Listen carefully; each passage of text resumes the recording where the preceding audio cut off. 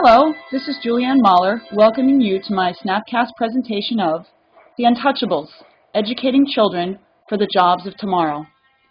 In this presentation, I will discuss the concepts posed by Thomas L. Friedman, author of The World is Flat, A Brief History of the 21st Century, and Daniel H. Pink, author of A Whole New Mind, Why Right-Brainers Will Rule the World.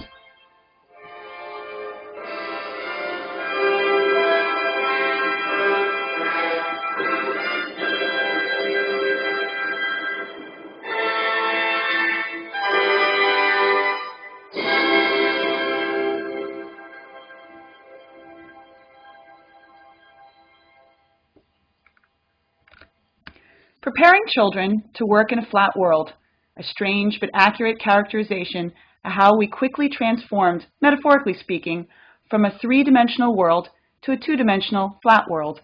The concept of a flat world comes from our newfound ability to work, play, socialize, and do just about anything without boundaries and borders that once existed in the past. New technological advances have revolutionized the way in which people communicate and do business with one another. Not only have these advances changed the way we do things, it also changes how we do things. Globalization is now the final frontier, where individuals will need a new set of experiences, knowledge, and skills for new and not yet created jobs. More countries are able to compete for global knowledge work.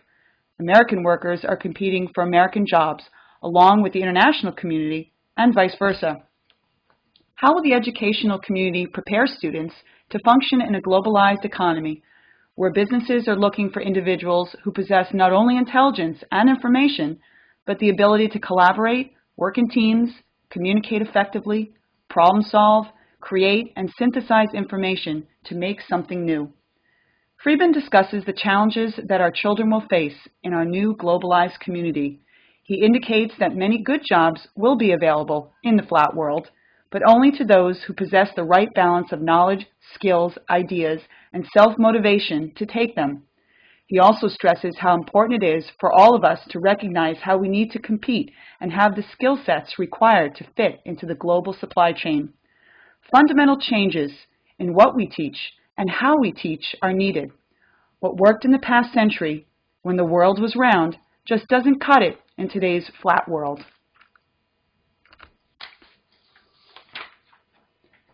Creating untouchables.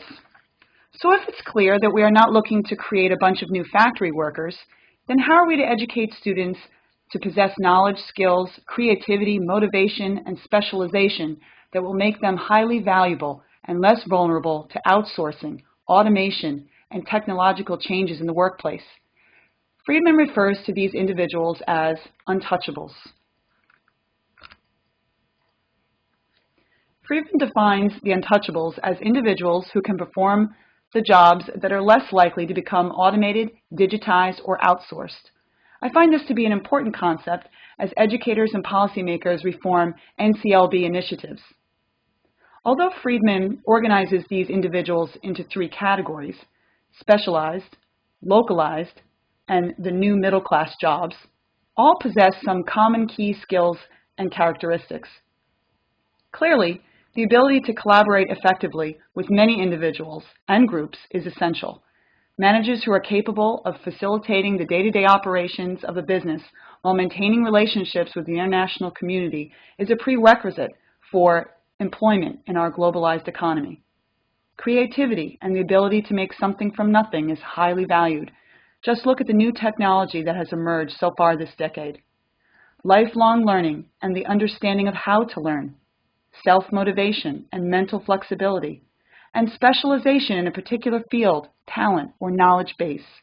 Interestingly, the more valued characteristics of untouchables are those produced from the right side of the brain and discussed in greater detail within the Daniel Pink book.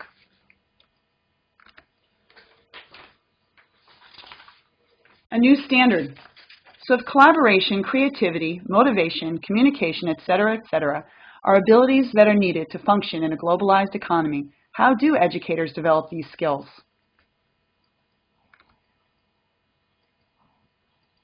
Daniel Pink, author of A Whole New Mind, Why Right-Brainers Will Rule the Future, discusses the concept that our world needs a different type of individual than those valued by the business world over the past few decades.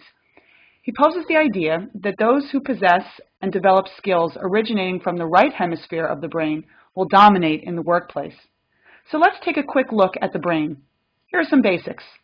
The right side of the brain controls the left side of the body, and the left side controls the right. The left hemisphere is sequential, and the right can interpret.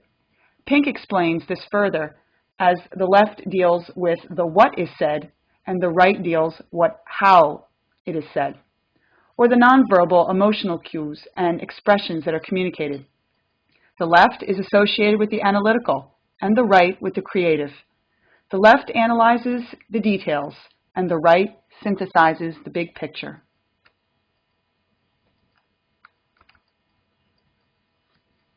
So how does all of this affect children in today's classroom?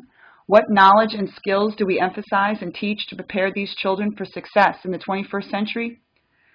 When the No Child Left Behind Act was adopted in U.S. federal law back in January of 2001, the theories of standards-based education took flight, and the acronyms NCLB and AYP became widely used in every public school in America. Now, 8 years later, the Act is up for reauthorization, and educators and policymakers have the opportunity to make reform recommendations that will have a profound effect on the future of our schools.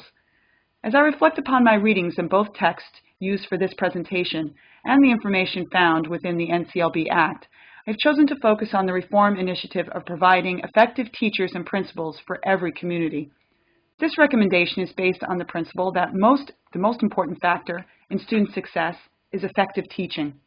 In essence, teacher quality equals student success. Research supports this equation and indicates that quality teaching can improve student achievement by as much as 1 grade level over the course of a year. In addition, effective school leadership that supports quality teaching is also associated with higher student achievement. One of the strongest criticisms of NCLB is the way in which AYP, adequate yearly progress, is measured. New methods that allow a more precise way of assessing school progress have been embraced by districts across the country. The growth model provides more useful information on individual student growth from year to year and data on teacher effectiveness in the classroom. If we are going to improve the quality of teaching, then we must improve the quality of teachers through comprehensive, meaningful professional development practices. The U.S. Department of Education provides $2.9 billion yearly in grant funds for professional development of teachers. However, the funds have been not targeted properly to improve teacher quality. New recommendations include that districts should not only increase the quality of teaching, but the effectiveness as well. Increasing funds for staff development may not be the answer as much as the accountability for how the funds are used to improve teacher quality and effectiveness.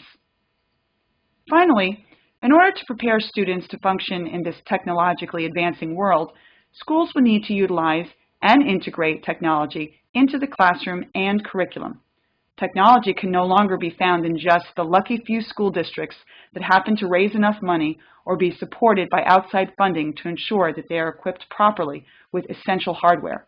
Laptops, smartboards, Kindle readers, iPods, email, blogging, website design, internet research are just the tip of the iceberg, and students need to use all of this technology if they are to successfully navigate through our new flat world.